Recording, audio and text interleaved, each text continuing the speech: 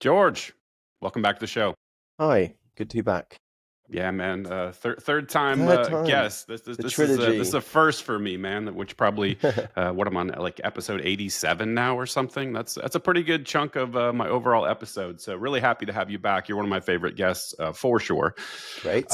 And a lot's happened since last time we sat down in London. The world Mm, has changed quite a bit, right? I think the U.S. elections indicated some sort of shift has taken place for sure. And so I wanted to ask you this question, man. And I've had this idea in my mind, or I've thought in my mind, and I've kind of avoided the topic because I think it becomes unproductive in most cases. But since I know that you're a good faith actor, hopefully I think you believe I'm as well. And you're, I know you're somebody who thinks about things deeply and considers things and is empathetic and all the things. So you're probably the only person I would ask this question of that's in this space. How do you view trans issues as they relate to this men's advocacy, right? So I think there's a lot to unpack there, and I've got a lot of questions about it, and I've never really asked anybody, and I'm kind of reticent to even discuss the topic. I mean, I'm comfortable talking about lots of things, but I do find trans people are often used as a prop on podcasts, probably too much. Hmm. So acknowledging I'm now part of that problem, I'm happy to talk about it. But I do have a special sympathy, I think, for trans women because often a lot of the things they experience are sort of proxy attacks on men. Like trans women are seen as men, and therefore they experience a lot of the same hardships as men do. Like in Ukraine, trans women were blocked from going from leaving the country during the war. In refuges, for example, trans women aren't allowed into a lot of refuges or women's spaces. We talk about there's nowhere for abused trans women to go. I understand what that's like. People always talk about transphobia is born out of misogyny, and I just don't think that's true. I think it's born out of misandry, as in sexism against men, because that's what people see them as. The transphobia part sees him as a man, and then the misandry is what they get. So it's basically just a repackaged, often feminist bigotry at men that's now being expanded towards trans women. They are, yeah. It's just too often trans women are too often used. No one ever talks about trans men as well. No one ever seems to give a shit about trans men, which is interesting. But Awfully silent in that category, no one right? seems to care. Like we're all like, yeah, come take a piss in our toilet. We don't give a shit. But it's often used in very bad faith ways, such as women, trans women in women's prisons. People have a problem with, which I understand. I share a lot of that too. There's concerns, but it's very specific. We'll talk about someone called Isla Bryson, who is essentially a man who pretended to be a woman to go into, who's a rapist, most importantly, tried to go into prison in Scotland and was let into women's prisons. And everyone used that as like a sign of ideological blind spots, which is true, and it was. But no one ever saw that as a much bigger part of the picture of safeguarding prisons is a massive issue, not just for trans people, but for all women, all men. Like the amount of horrendous things that happens especially in American prisons, where we just throw people together. We'll throw gangs together. We'll throw victims with perpetrators. We'll throw people that are seriously mentally unwell, people that are addicted to drugs. We'll just mash them together. Like literally gangs that are ideologically hell bent on killing each other. We'll put them together, no problem. But one single trans woman goes into a woman's prison, all hell breaks loose, especially on the right, and yet they've had their eyes covered for all of time when 900,000 men are being sexually abused in men's prisons. And then there's more uncomfortable data where sexual assault between female inmates is actually higher than in men's prisons. So higher rates of sexual assault between female inmates than there are between male inmates. So that's rather counterintuitive, and not even by a small amount. We're talking about 2 or 3 times more. And then I guess the most controversial, you're talking about trans affirming surgery on minors, which again I'm apprehensive around, very apprehensive. But then I talk a lot about things like circumcision. Again, particularly in America, not so big of a problem in the UK. But again, the right will talk a lot, and like I said, understandably so, about trans affirming surgery on children. But they'll think nothing about cutting off parts of their baby boy's penis for equally ridiculous sort of ideological reasons of their own. So it's like they're perfectly happy to mutilate a child's genitals without their consent, just as long as it's for their own ideological reasons, not the left's. So It's difficult, obviously, very sensitive, and I'm probably upset a few people already straight off the bat. I see the trans thing as just good manners. I don't know if a trans woman's a man or a woman. It doesn't really matter. I do know you're a human being, and a human being is deserving of dignity and respect. So as long as a trans person is acting in good faith and respectful towards me, I'll do the same to you, and I'll use whatever pronouns you feel most comfortable. And that's really it. Like, do I think trans women are women? No. Do I think you can change your sex? No. But I'm happy to moderate my behavior if it means you feel more comfortable and safer and happier in general. A bit like if I were to go to have a drink with a friend of mine who's an alcoholic, I will moderate my behavior there. Yeah, I could order a whiskey, but I'm not going to because this person's got a problem, like he's an alcoholic. Or if I went to have a food with a friend of mine who's got an eating disorder, I'm not going to order the big fat burger, even though it's within my right to. But I respect the person sat opposite me, and I'm happy to moderate my behavior. That's not to say there are people on the left that do manipulate this to basically, I don't know, bully people into using language that is not reasonable.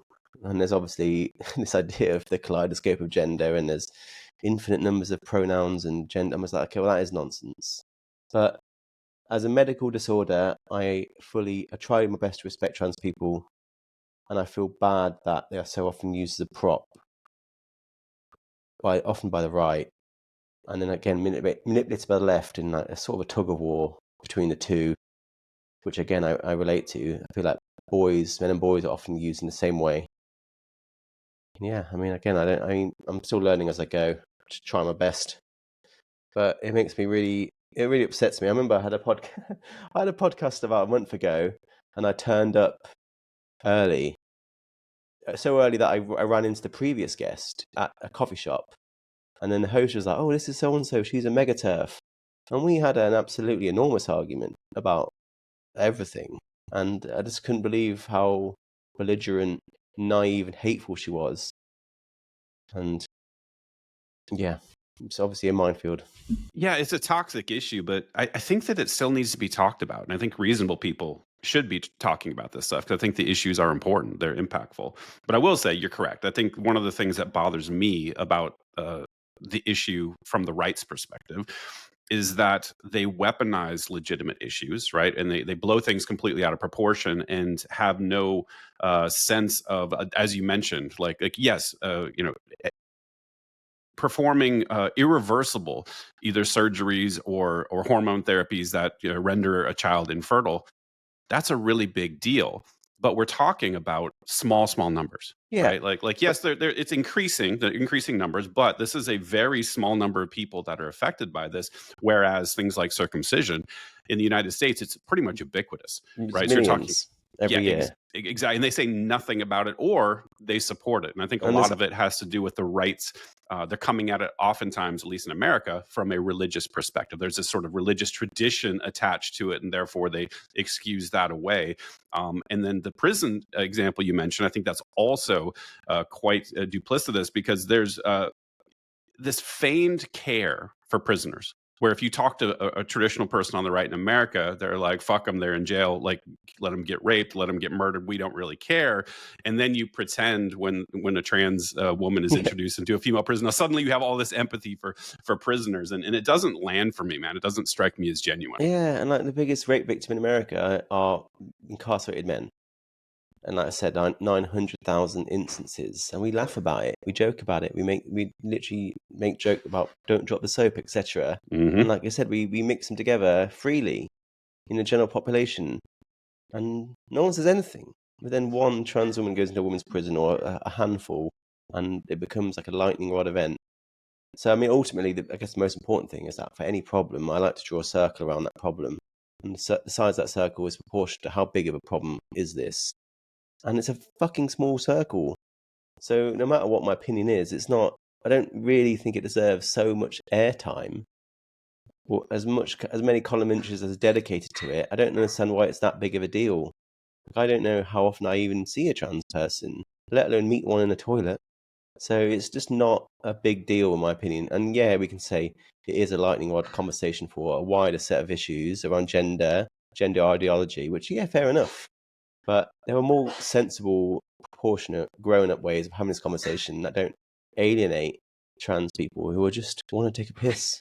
It's not they just want to piss and like come and have a piss. And I just think mix toilets together. Just have like a toilet. The toilet of the future will just be a toilet with loads of cubicles and urinals for the guys, and the urinals are slightly sectioned off, and all the sinks are mixed in together, and that's it. It's just a toilet. Yeah, it doesn't seem like an intractable problem society can't come up with a solution for, man. It just yeah. So the other reason I'm asking, man, like I don't want to get too far down the trans issue debate, but when I'm thinking about what you do, you're very keen on statistics, right? Like you use this all the time throughout your account. I love your account. And do you have any concerns about losing track from a data perspective when you start categorizing biological men as women, right? In the data, because I think, as you know, like you mentioned a lot of things with respect to health outcomes affecting men, and for example, a trans woman can get prostate cancer and things like that, right? There's definitely issues that could be caused by data mixing when you start categorizing biological people into the opposite gender. Yeah, I mean, I agree. So again, it's such a small percentage. I'll be talking about rates of sexual assault against women or men, and someone in my comments will be like, "Well, how much of that is trans women?" And it's like a very small amount, considering how small of a percentage they are of the population. But there are interesting, important points around biological sex and the reality of biological sex, particularly in health and men's health, and how like deep within my genes as a man, my XY chromosomes leave me uniquely vulnerable, like a woman. Same for you, where any animal with non-matching chromosomal pairs is more vulnerable to certain illnesses and early death in general. And that's an important part of men's health. That is biological. That's not some sort of social construct. That is me being a man, having a certain set of XY chromosomes that makes me uniquely vulnerable, that trans men don't have. And I think that's important too. And people don't talk about that already, but we really should. And it's interesting, like I said, all animals with non-matching chromosome pairs are uniquely vulnerable. Things like colour blindness, for example. Boys have it, I think, maybe 20 times as more than girls for that reason. But then there are some animals where the male species is the one with the matching chromosomes, such as birds. I think they have ZZ chromosomes, and female birds have ZY, and the female birds die earlier. So it stays true that any animal with non-matching chromosomes is uniquely vulnerable, does die younger, and when it flips and the female is non-matching, they die earlier, such as birds. I don't know how we arrived at birds from trans people, but yeah. Yeah, no. I always wondered that, and maybe it's just really a distinction without a difference because of the numbers. But for example, like you talked about violence against, or maybe sexual assaults against trans women and violence against trans women. The data that I've seen seems to indicate that they are victims of that at a far greater percentage than biological women, right? And so I don't know how this would potentially skew the statistics, and I was just curious if you had any thoughts on all that. Yeah, I mean there are some shocking stats. I remember when I was having my argument with this turf, she would be like, "Well, 60% of trans women in prison have committed a sexual offence versus 40% of men and 20% of women." They were roughly around that area, and I'm like, "Yeah, but you're looking at people in prison. Like you're taking the whole group, and you're taking a small percentage who are in prison, and you're basically using the exact same statistical sleight of hand that people use against men, where they're like, oh, look how many murderers are men. I'm like, yeah, but look how many men are murderers. Tiny percent, like less than 0.1%. So it's not fair to base entire worldview of trans women on those in prison. Just like basing it on men, on murderers is fair. It's not fair. And that's where I relate to it. I see the same tricks and the same stats are trotted out. People go, oh, well, back to the argument. She was like, well, 97% of sexual assaults and rapes are done by men. And I'm like, okay, but you know the definition of rape, you have to have a penis, and you can't commit rape if you're a woman. So just cut the shit. Stop using that. I know the last person you're talking to about this is me. I know what you're trying to do. I know more about this than you do somehow. And don't know. It's one of those things where the conversation's just being led by a bunch of nitwits and like authors who just spend time writing about wizards and witches. Perhaps should stick to that and then I get have no involved in idea who this. you're talking about. Mm. No idea at all. Oh, well, let's turn the page on that topic, man. Like it's something related though, which I keep going back to. Like in America, the election, like I said, it seemed to me as very clear. It was a repudiation of woke to some degree. Yeah. I feel like the whole pendulum has swung, and it feels like it's going back the other direction. And who knows where the hell we're going to end up from that. But do you view this as an opportunity to expand your work and expand men's advocacy? Because now that maybe there is less reticence to have these discussions or be open about it or talk about it, or I feel like society, at least in America, I don't know how it is in the UK. In America, it feels like we can freely talk about some issues that people were afraid to talk about before. And so I'm wondering if you see this as an opportunity, as a door open to have more of these conversations. Uh, it's definitely a coming of age going along, but I've never been reticent at all. I'm just going to continue as I was, and hopefully more people will listen. I do think, yeah, in many ways it was Kamala lost because of her infatuation of ideological politics rather than evidence-based inclusive realities. And she essentially ignored 50% of the electorate, which is never a great strategy when it comes to winning an election. But yeah, but then at the same time, you could argue that the Democrats, have become more and more entrenched. Maybe they've buried their head further into the sand and become more stubborn, going to dig their heels in. We don't know. But there certainly is a lesson learned that the Democrats cannot continue along these lines and then expect to win elections. Because, like I said, nearly half of all voters are men. And if they don't see anything for them, and especially if they see the opposite, like ridicule, then they're not going to vote for you. Like same in the UK, well, I do vote, but only to spoil the ballot, meaning I just scribble over it and then that's my vote. But I've got no plans on voting for any particular party. Every single one is equally useless for me. Every single one has got their head buried in the sand to greater or lesser depths. And there are votes to be scooped up here. Everyone keeps talking about Democrats spending $20 million or something like that on how to understand men. And it's like, well, we'll have a look in the mirror first of all, and have a look at some of the things you said or didn't say on things that we allowed to happen to men in America, and how you've done absolutely nothing about it. Well, that would be a good start. Yeah, I think in America, the Democrats are trapped a little bit. I think they've got their ideology that's very, very narrowly focused, and it's not flexible at all.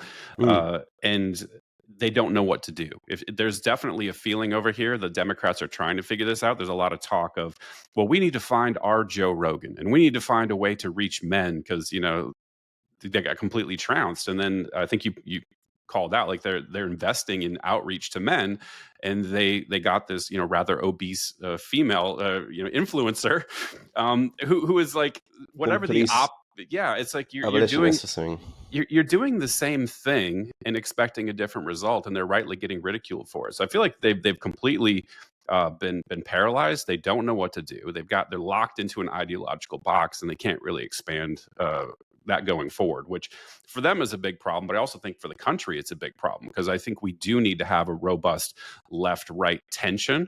There's a balance between conservatism and liberalism. There's got to be an updating over time of society. We have to change, we have to move, and there also has to be some tension holding back too rapid a change. Otherwise, you go completely off the rails. And I feel like in America, we don't have that. Now we've switched the other way, where it's really the right that is pushing the envelope, is very authoritarian. We're going, super, super hard the other direction.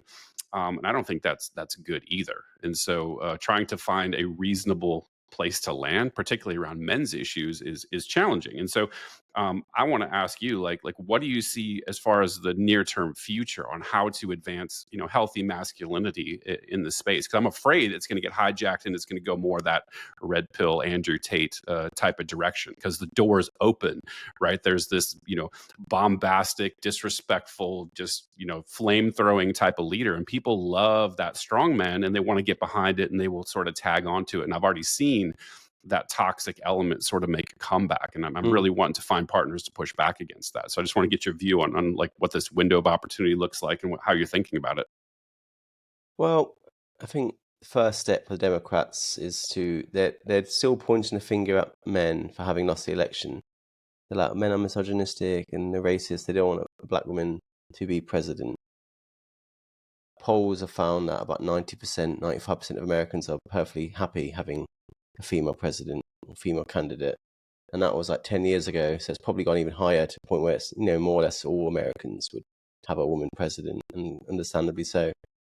So it's best the fingers point towards themselves to say, well, how we allowed men to become so disenfranchised from the Democratic Party that they're willing to vote for this madman, this crazy guy in the White House. I don't know. It's just that blows my mind. Like how 80 million people vote for him, I just do not understand, and maybe never will. But people always ask me, well, what do I suggest for positive masculinity, or what sort of role models? Who's the next Joe Rogan on the left? And they always seem to be looking for some sort of film recommendation, and I haven't got one for you. The role models that boys that need are the ones at home that are not there. So dads, or teachers who are lacking, not many male teachers either. And the question should rather be, how do we bring dads back to the homes? Because they're the role models boys need, not some Arnold Schwarzenegger action hero, masculinity man, or podcaster. So reposition the question, how do you bring dads back home? Well, first of all, equal rights would be nice. As Democrats know, you can't have responsibility without equal rights, and dads don't have equal rights in America. There's only maybe 3. I think there's now 4 states, now Florida is included in that, where fathers do have equal rights, but not all of them, far from it, and they don't get equal respect either. I don't think we see dads as equal parents to mothers. We see them as babysitters, or doofuses, or inept, or deadbeats, or like just straight up paedophiles. Like, so many men contact me who are just literally with their own child in the playground, and they'll just get glaring looks or looks of like hysteria and panic from often women. So there's clearly a massive cultural issue that needs to change to welcome fathers back into homes, both socially and legally. I mean, I would love to see. I mean, you don't have it. In America, you don't have any maternity leave, so I can't ask for paternity leave. But I would love to see more parental leave for both mothers and fathers in America paid. The question is fundamentally wrong. Like I said, it should be about how do we have more positive role models at home, not on TV, on social media, but at youth clubs and classrooms, at home, sports clubs, and how do we give places for boys to go to? Like boxing clubs are really successful in London because they give boys who have a lot of unchanneled aggression, or even violent behaviour, a place to channel that in a way that's not picking up a knife and joining a gang. So those are the solutions I'm more interested in, rather than recommending you a podcaster. That's fair because it's really hard. I think you called out something really important. Is like I represent this group. I grew up without a dad, and then the stepdad I got was super abusive. Trying to then become a dad, right, and try to become a functional man in society, be a healthy male role model or figure for your own children.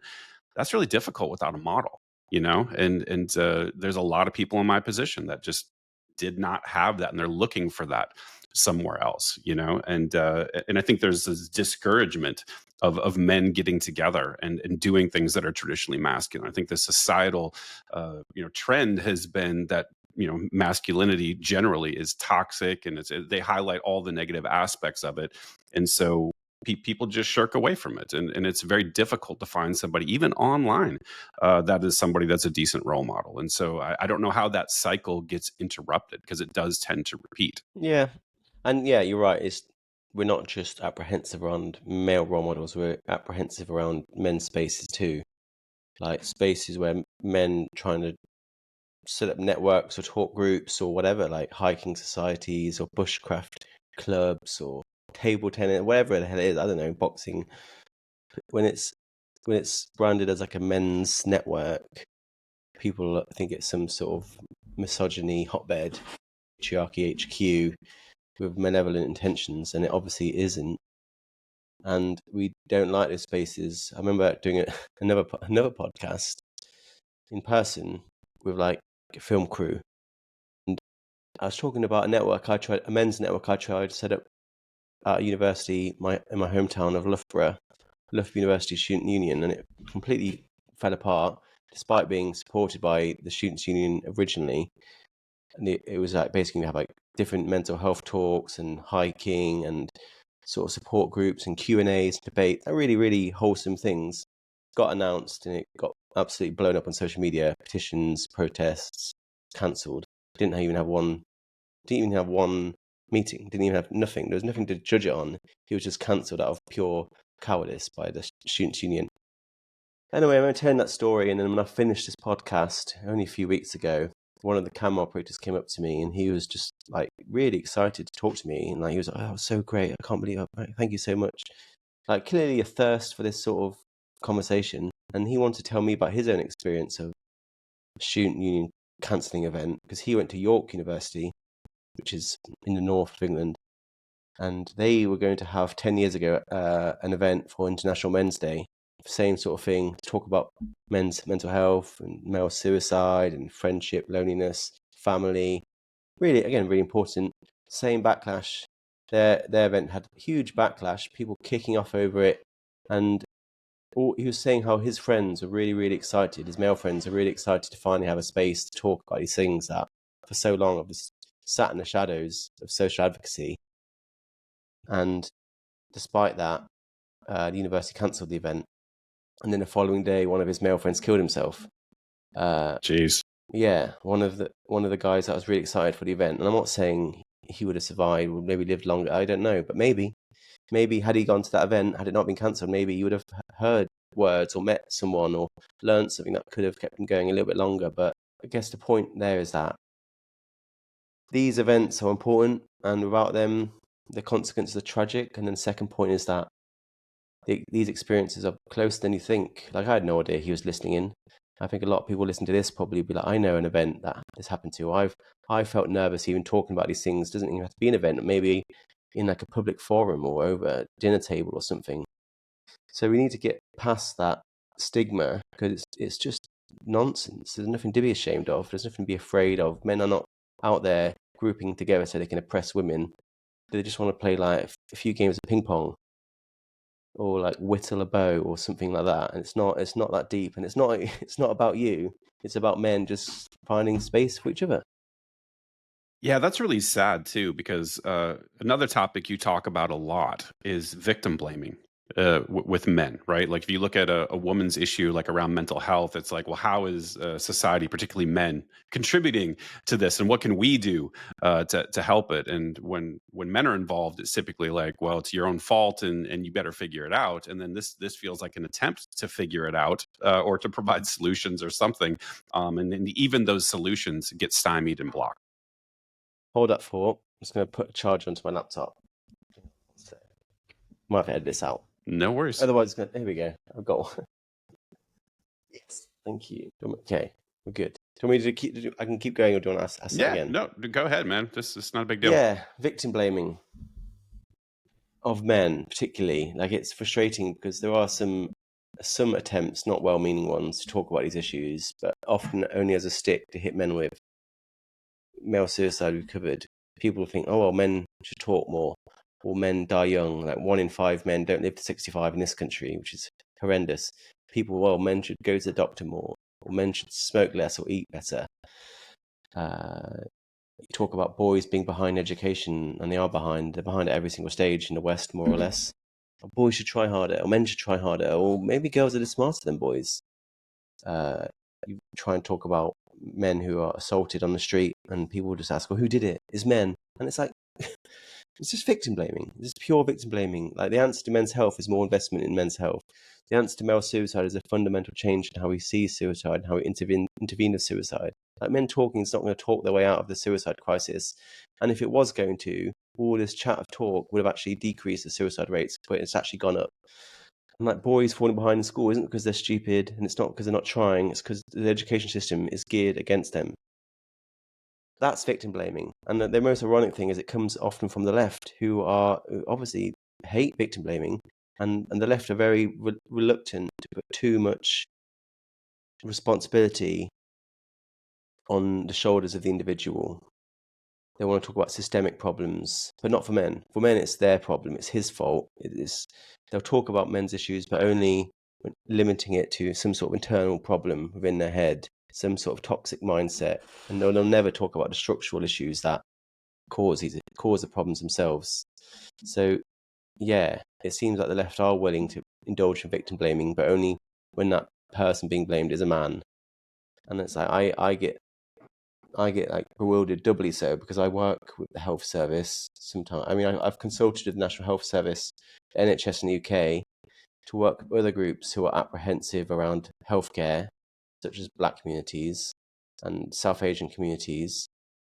And if I were ever to suggest any of the things I've seen done to men, I would be fired. And I would be right to be fired. I remember I saw one billboard and it said, American, it said, this year thousands of men will die because of stubbornness.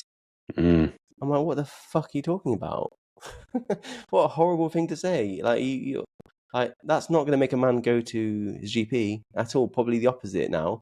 And if I said that about black people, like went into NHS, like, all right, guys, I know black people are reluctant to go to the doctors. Here's an idea: thousands of black people are going to die because of stubbornness. I would be out of there, and that would be the right thing to do. And it's no more acceptable with men. But again, another double standard, and perpetuated by the people who you'd expect it from least of all. But here we are. Yeah, it's hard to walk away from some of this without developing the belief that you're actually hated as a man. Like these people that are ostensibly here to help or whatever, it's really just cloak and dagger hatred. It's very hard to escape that view.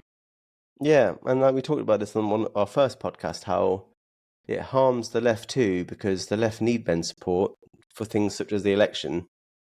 And they're sort of punching themselves in the face with their own hatred of men, and then they're ones being hurt by it too. And we talked about Roe Wade and how men and women in America more or less have similar opinions of Roe Wade, normal men, that is. And by the pro-choice crowd indulging so heavily in like a hostile anti-male bigotry, again, they're just cutting their support in half. Like half of pro-choice are men. And if you're saying men shouldn't be making laws and this is men's fault and you keep your tiny shriveled dick hands off our rights, like, which I've seen on signs, it's like, well, half of those guys are your strongest allies. And like, you don't win a war by alienating your strongest ally. So everyone loses. And we lose elections. And now we've got this crazy man in power. It's everyone loses, and we need to grow up and get over that and ask, like, women's rights are more important than your hatred of men. I don't know.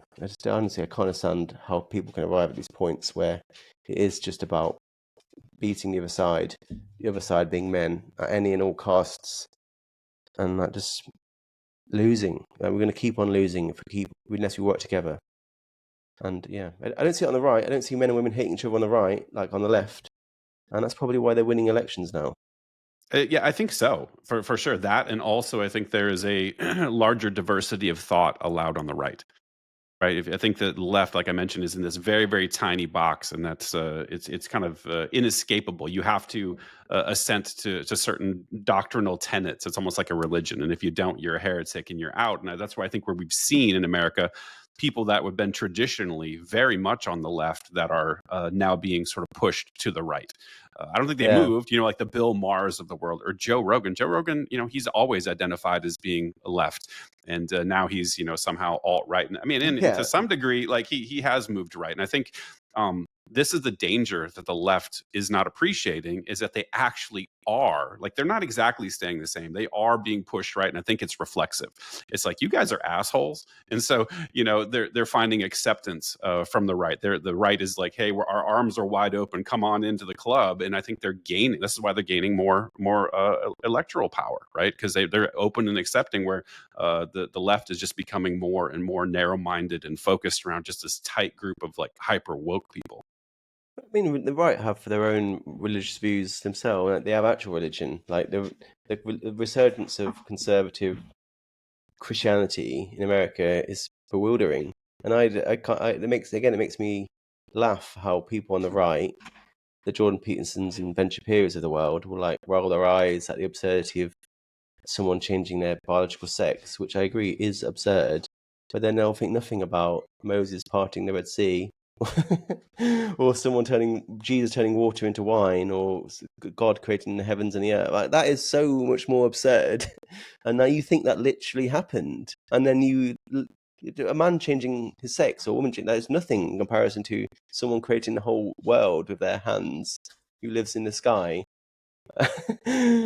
Yeah, I What? agree, but I think in the U.S. in particular, I think you're kind of divorced from this in the U.K. I think the U.K., the data is all showing that everyone's becoming far less religious over time. Church attendance is down, right? Like all of that stuff. In the U.S., it's growing, but I think there's been a shift because when I was growing up, it was that fundamentalist view. It was the earth was created in 6 literal days and creation versus all this sort of nonsense. And it feels like it's updated. And I think Jordan Peterson was responsible for that because he took a more sophisticated view. He brought in, Jungian archetypes and tried to make this thing more palatable. But ultimately, I don't know if you saw Alex O'Connor's, mediation of the discussion Yeah. between Richard Dawkins and Jordan Peterson. If you actually, it's really hard to pin him down on anything.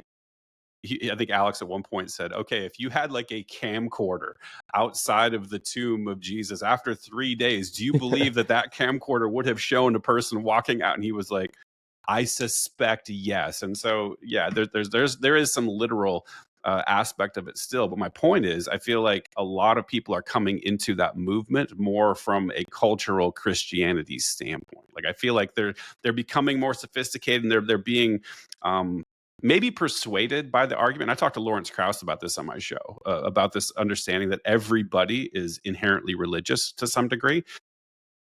And that's very shocking to hear from like one of the world's leading atheists. But if we do have that, and it's an evolved tendency, then if you just accept it and you say like, well, maybe I don't literally believe this stuff, but I believe that let's say from a moral perspective, or maybe it's just good practice to join this group and follow their fundamentals because it'll you look at the religious surveys, right, about happiness and stuff. If you're religious, whether it's Islamic or Christianity or whatever, if you're part of a religious community, you tend to be happier, right? And so some people, I think, in America are accepting be community, though. That could just be you're part of a community of any. You could be the table tennis society. They're probably happier too. People that are part of a wider community are happier. Not because it's religious, but because it's a community. But go on.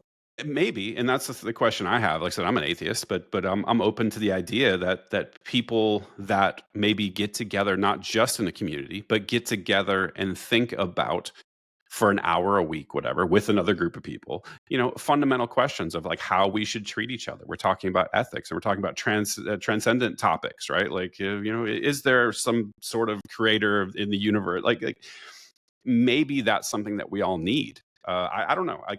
I'm open to that form of reasoning, but I'm also super skeptical as well. I think if people are going to insist that religion is some sort of guardian of morality, they must have like significant short-term memory loss into some of the horrendous things religion have done, such as slavery, like endorsing slavery in the Bible itself, black and white, and other things. Well, hold on, not even endorsing slavery, like giving tips, giving rules about how you have to treat various type of slaves. It's so like, wow. Take a step down from that soapbox.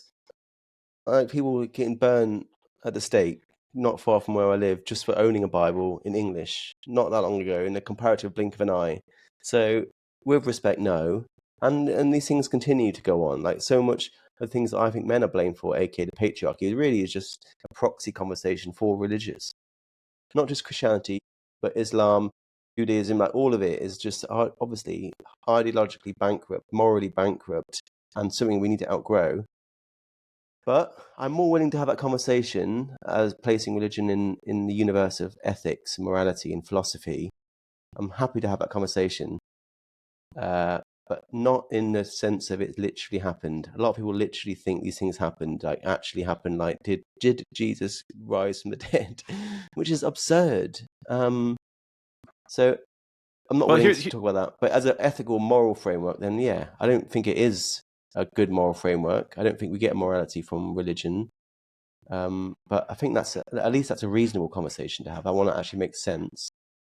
yeah, for sure. And I guess the distinction I'm making, George, is like I think when you fundamentally break down the two camps, right? The idea, if you accept the idea that human beings have intrinsic value, right? There's something special about your humanity. I think you treat people differently than a group that's maybe fallen into nihilism and doesn't believe that ethics are even a real thing. It's just sort of subjective opinion, and you can kind of treat people however you want.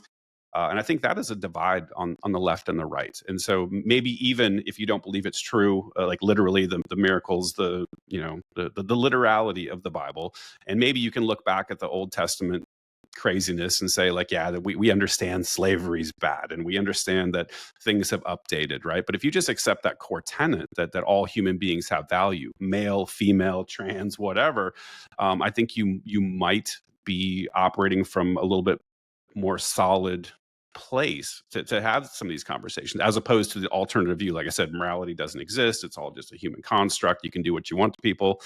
I don't know. Yeah, That's just one of the thoughts I had. I'm open. I'm open to that, but the problem with religion is it's built fundamentally on a non-scientific idea.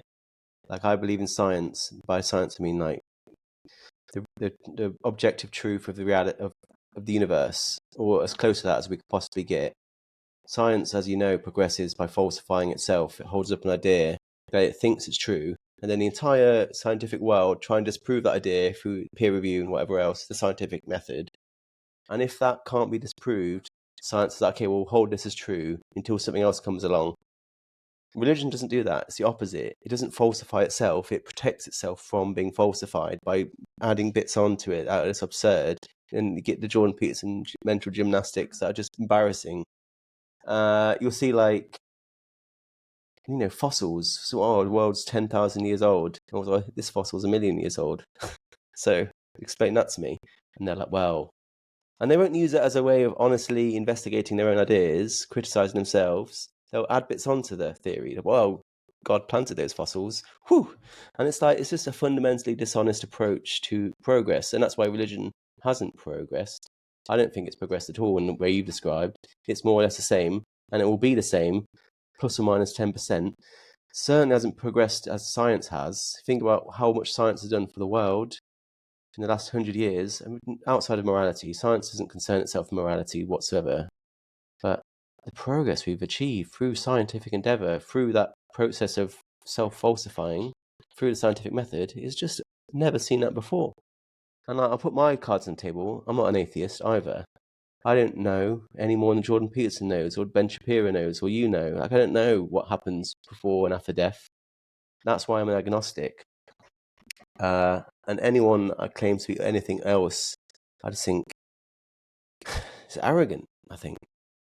100% agree. By the way, I'm agnostic as well, and this is maybe a place we should define terms. Agnostic is the claim that it's an unknowable question. Like you can't know, I can't know, but we can have belief about it, right? And that's why I consider myself an agnostic atheist. Like I don't have a particular belief in any God. Open to it, open to the possibility, but I don't make a knowledge claim one way or the other. Yeah, I mean, if he comes down from the sky right now, you know what? I'll change my mind. But until that point, I'll just stay undecided. But I think I agree with what you're saying. I think there's an area of Christianity that can be valued. I know even Richard Dawkins has said he's a cultural Christian, or he's open to being a cultural Christian, which is that's quite a huge step. And It isn't. And did you see Chris, his interview with Richard Dawkins, where Chris Williamson, where he got him to say he would take psychedelics? No. Yeah, Richard Dawkins would take psychedelics. Yes, Richard Dawkins, and he was just like, well, yeah, and he was like, why do you think so many people want you to take psychedelics? And like he seemed completely unaware of, completely baffled as to why people would want him particularly to take psychedelics. But I would love to see that happen at some point. I would love to see that. Hear back from him. I just don't know why Richard Dawkins is spending his time talking to people like Jordan Peterson. Like, I'm not sure how many more years of Richard Dawkins we have left. I don't want them wasted talking to Jordan Peterson.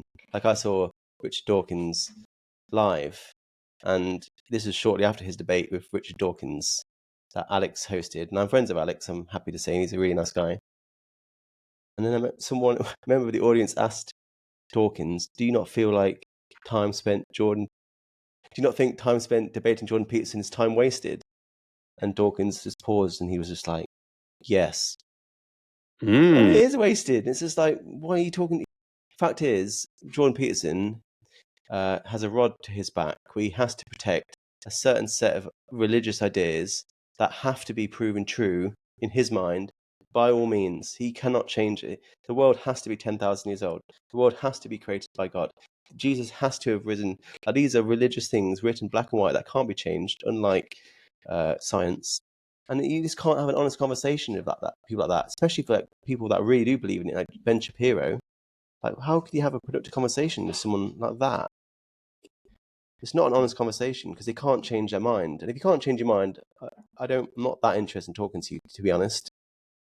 Well, I don't know if I agree, because I think that it would be unfair to categorize Jordan Peterson as like a shallow thinker, right? Like he's obviously thought about these topics, and he brings a different perspective than Richard Dawkins. And I think there's value in taking people that have thought about these things deeply and are maybe even highly regarded by certain camps and putting them together and letting the debate happen so people can look at the arguments and look at the back and forth. So I don't think it was wasted time. And you know, Dawkins has spent, you know, decades and decades, you know, rehashing the same attacks against the most ridiculous forms of Christianity, if that makes sense.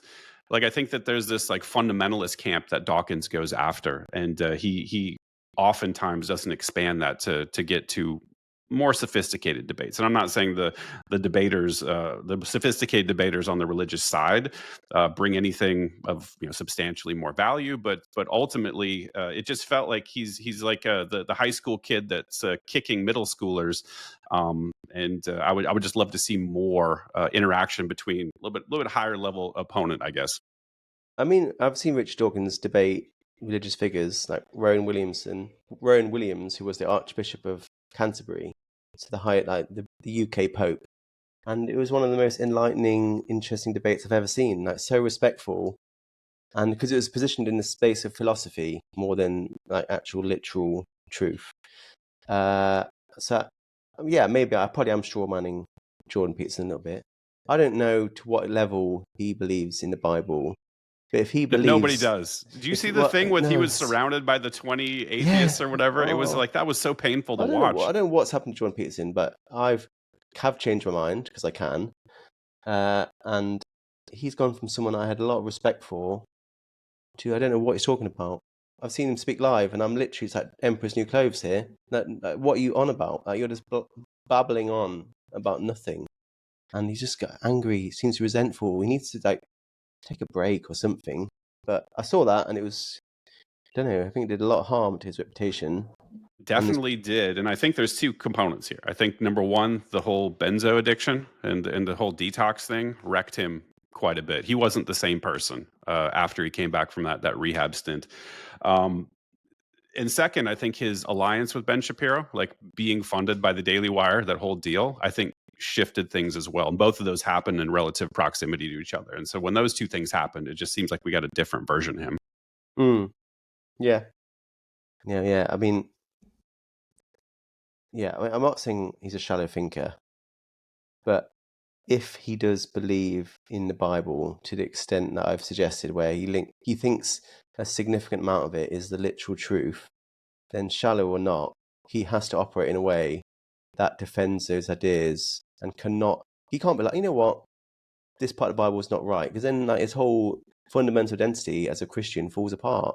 Like he can't change his ideas, unlike the scientists can. He won't even admit to being a Christian. This is so funny. People have been trying to get to the core of this for a long time, and it feels like even in that the most recent thing was you're surrounded by the 20 atheists. Like that big viral clip of it, like I don't have to tell you if I'm a Christian. It's like, come on, man. Well, it's a bit like, yeah, I saw that Alex O'Connor, Rich Dawkins debate, and Dawkins was like, again, flatly asking, like, do you believe the Virgin Mary gave birth to Jesus Christ? It's like it's not. It's just a yes or no, and then it's just like an uncomfortable pause. And I reckon maybe he's not religious. Maybe he's just maybe that's just, I don't know, some sort of bridge he's built with powerful conservative allies that he can't afford to go against. But Well, that's certainly the case with respect to Israel. mm, That's one of those things that I've noticed. His tone and his comments completely shifted on, and so he's become a very pro-Israel, staunch ally. Right around the time that he allied with the Daily Wire. that doesn't surprise me whatsoever. But again, that's just another position where you can't pick one side or the other. Horrendous things have happened to both sides, and the real divide should be between those who have picked a side and those who haven't. Like, people are picking the side, they're the enemy, and those who are able to have like a more detailed view of the issue, which I try to, well, obviously no expert, I hope are part of the solution. And ultimately, both sides have done horrendous things to each other. You can argue one's done worse than the other, but there's innocents on both sides. Innocents who have been, had horrendous things done to them, and I don't know. In the name of religion too, and that's another point to tie this together. Is like that is a downstream impact on both sides of that, of their religious values and their religious beliefs. I think religion's part of it, but I think that's could be a red herring. I think it's just a lot of it's just geopolitics, isn't it? Like, both countries staking a claim to a certain thing. Yes, but the thing that if you get to the base layer, it feels like there's this underlying claim from both sides that the God that they believe in gave them this land, and that's an intractable problem. If you actually believe that on both sides, then there's not really a resolution of the conflict. I guess the question is, if you took that away from them, if you click your fingers and there was no religion, I'm sure both sides would find a new reason to kill each other. Sure, just on tribal grounds. Yeah, but I'm sure religion doesn't help. I mean, yeah. Well, I've drifted a little bit, man. I really enjoyed this sidebar we took. It's interesting to me, especially knowing that you and I share similar views about religion. So that was fun. But I want to get back. I wanted you to talk to me about andrology and why that's important. Andrology. You have to tell me what that is. You want me to talk about it? That was I got it from your post, man. This was the study of the male reproductive system. Right? Andrology. Yeah. Did I pronounce that wrong? Andrology. So andros meaning male, and logy meaning science. So andrology is a study. I mean, what a crazy, it's a crazy like left turn you've done there from religion to andrology. Yep, got to turn the page. Andrology. Cleanly. Yeah, it's basically, you'll be forgiven for not having heard of it. Most people haven't. Even when I type it into like a post, it's seen as a spelling mistake. Or if I Google it, it's like, did you mean anthropology or andrology? No, andrology, which is the study of the male reproductive system, the male equivalent of gynecology. And there's very, very few andrologists in anywhere. I mean, half of all reproductive fertility issues are men having the problem, and about 1 or 2% of reproductive specialists are for men. So andrologists, and it's, everyone's talking about declining sperm count and testosterone problems and infertility in general in men, and very little is done about it. I mean, there's some states where I don't think there's any andrologists, not one in a whole state. Most have maybe 10. I think the one I found the most was 10. And, we're talking many thousands of gynecologists across North America. So again, it's confusing and frustrating how people talk about how we don't care enough about women's reproduction. And we can put more money into that for sure, but don't act like it gets more than men's, because you don't even know what an andrologist even is. I've done work. I'm collaborating a little bit now with an app that does like sexual health for men. Really, really cool, like a multi-million-pound app, quite big startup, and even their CEO didn't know what an andrologist was. So I think that says it all. And for those listening, didn't your post say that a lot of men are actually going to gynecologists to get support? Yeah. So Rod Gilbert is like a famous Welsh comedian who had reproductive problems. He did a great documentary. You can find it on YouTube. where he was basically trying to find help because he couldn't have children. He was having fertility problems, and he had to see a gynecologist. And they're not trained on the male reproductive system. Like, they're trying their best, but it seems absurd that a man would go and see a gynecologist when he has a penis. Often that's all you've got. There are, like I said, there are very few andrologists. Some states there are none, and there are no other options other than going to see gynecologists. Yeah, despite it being a huge problem.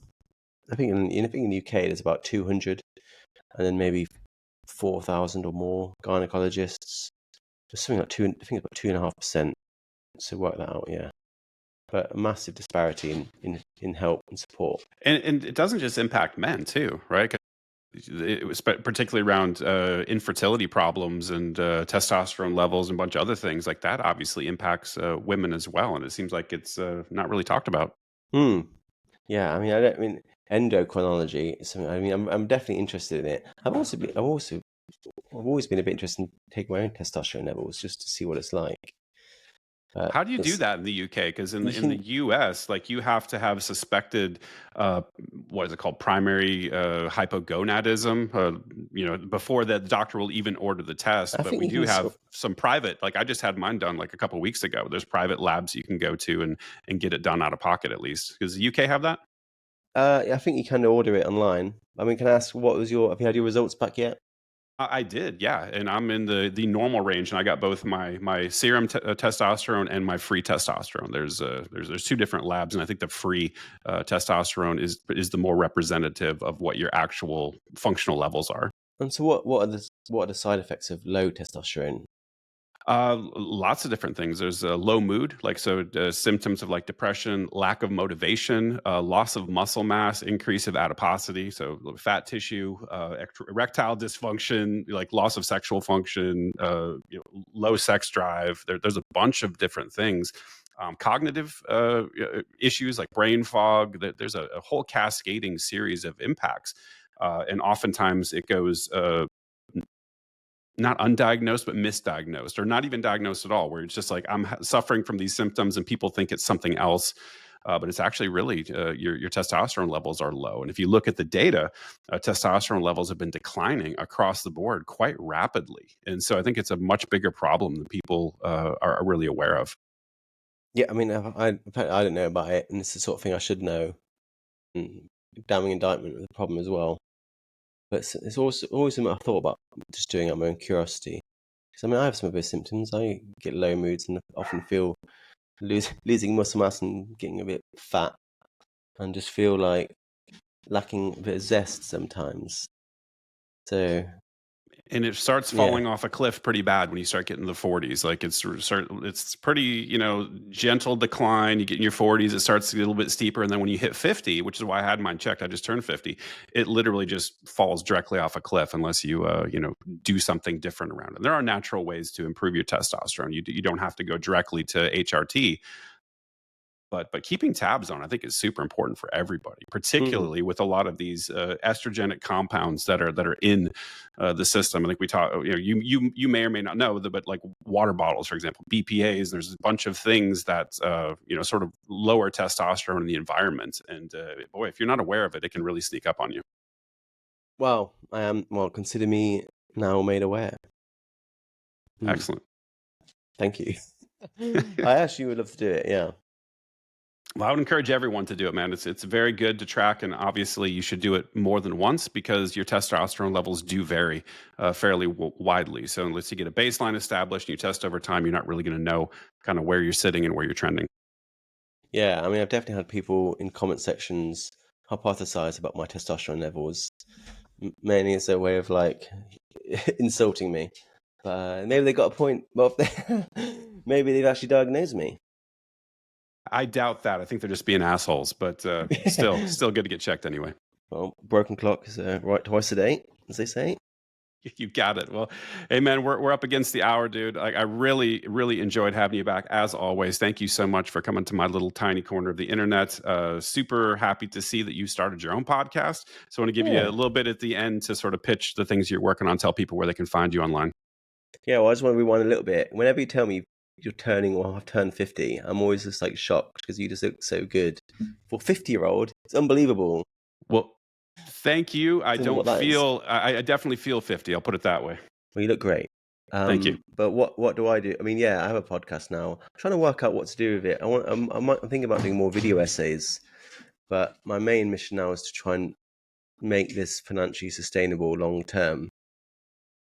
I always thought maybe some rich philanthropist or media agency would come and sign a big check for me to create content, but that's just not going to happen, and I kind of feel stupid for assuming it would.